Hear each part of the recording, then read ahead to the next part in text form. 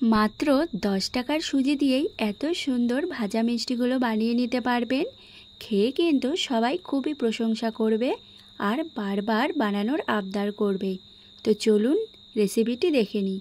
নমস্কার বন্ধুরা, welcome to প্রিয়ার রান্নাঘর। নতুন একটা রেসিপি দেখার জন্য সবাইকে স্বাগত। আজকে তোমাদের সাথে শেয়ার করব সুজির এই দারুণ স্বাদের মিষ্টিগুলো। তো চলুন দেখে নিই। তো এখানে প্রথমে আমি একটা কড়াই বসিয়ে দিয়েছি। এবার কড়াইয়ের মধ্যে দিয়ে দিয়েছি 2 বাটি জল। জলটা হালকা কুসুম গরম হলেই তার মধ্যে দিয়ে দিচ্ছি 3 টেবিল চামচ গুঁড়ো দুধ। এবার গুঁড়ো দুধটাকে ভালো করে মিশিয়ে নিয়েছি।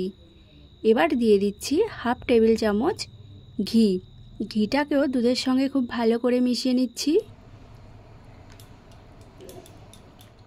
ঘিটা মেশানো হয়ে গেলেই এর মধ্যে দিয়ে দিচ্ছি সামান্য পরিমাণে লবণ। মিষ্টি জিনিসে সামান্য লবণ দিলে খেতে কিন্তু ভালোই লাগে। এবার দিয়ে দিচ্ছি সুজি। এখানে আমি 1 বাটি সুজি নিয়েছি, পুরো সুজিটাই দিয়ে দিয়েছি। এবার খুব ভালো করে দুধের সাথে মিশিয়ে নেব। তো দেখুন এইভাবে মেশাতে মেশাতে সুজিটা কিন্তু অনেকটাই ফুলে গেছে আর দুধটাও পুরোটা টেনে নিয়েছে। এবার সুন্দর একটা ডো তৈরি করে নেব। তো দেখুন এখানে ডোটা একদম রেডি হয়ে গেছে। এবার একটি থালার মধ্যে নামিয়ে নিচ্ছি।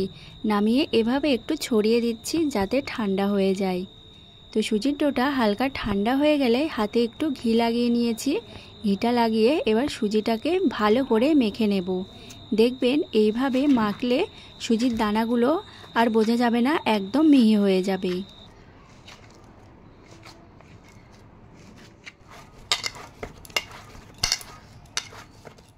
তো দেখুন সুন্দর একটা মসৃণ ডো তৈরি করে নিয়েছি। এবার মিষ্টিগুলো বানিয়ে নেব। তার জন্য এখান থেকে কিছুটা ডো আমি নিয়েছি। এবার প্রথমে 2 হাত দিয়ে এভাবে একটু গোল করে নেব। গোল করে এবার মিষ্টির শেপটা দিয়ে নেব। আপনারা আপনাদের পছন্দ মতো মিষ্টির শেপটা দিয়ে নিতে পারেন। তো আমি আজকে এইভাবেই মিষ্টিগুলো বানিয়ে নেব। তো দেখুন খুব সুন্দরভাবে একটা মিষ্টি তৈরি করে নিয়েছি।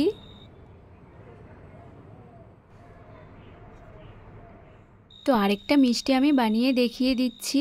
এই মিষ্টিগুলো বানানো কিন্তু খুবই সোজা। প্রথমে একটু গোল করে নিতে হবে, তারপর 2 হাত দিয়ে হালকা লম্বা করে নিয়ে 2 সাইডটা একটু সরু সরু করে নিতে হবে। তাহলেই কিন্তু এই মিষ্টিগুলো রেডি হয়ে যাবে।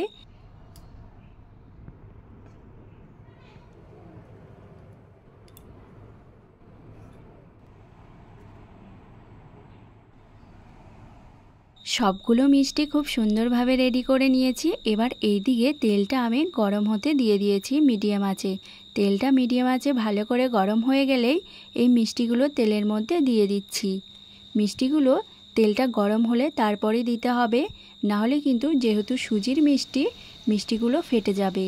আর তেলটা যেহেতু গরম থাকবে তাই মিষ্টিগুলো দেওয়ার পরে একটু হালকা হাতে এইভাবে নেড়ে দিতে হবে, না হলে একদিকটা লালচে হয়ে যাবে প্রথমেই। এইবার মিডিয়াম আঁচে মিষ্টিগুলো ভেজে নেব।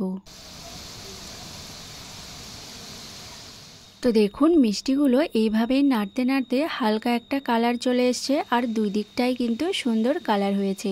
তবে মিষ্টিগুলো আরও একটু কালার করে নেব।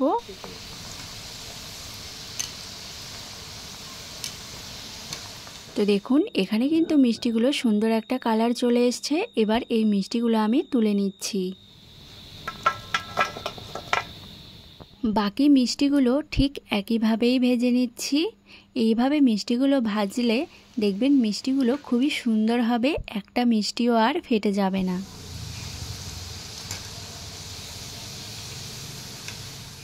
তো এই মিষ্টিগুলো সুন্দরভাবে ভেজে নিয়েছি। এবার তুলে নিচ্ছি। তো এবার চিনির শিরাটা বানিয়ে নেব। তার জন্য একটা কড়াই বসিয়ে দিয়েছি। এবার নিয়ে নিচ্ছি চিনি।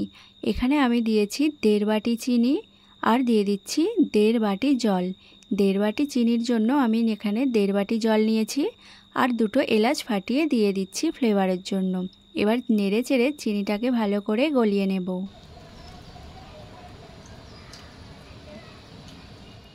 এই চিনি শিরাটা কিন্তু একদম ঘন করব না।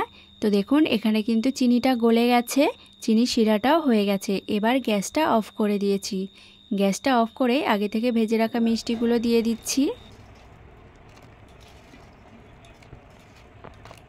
মিষ্টিগুলো দিয়ে এইভাবে ভালো করে একটু মিশিয়ে নিচ্ছি।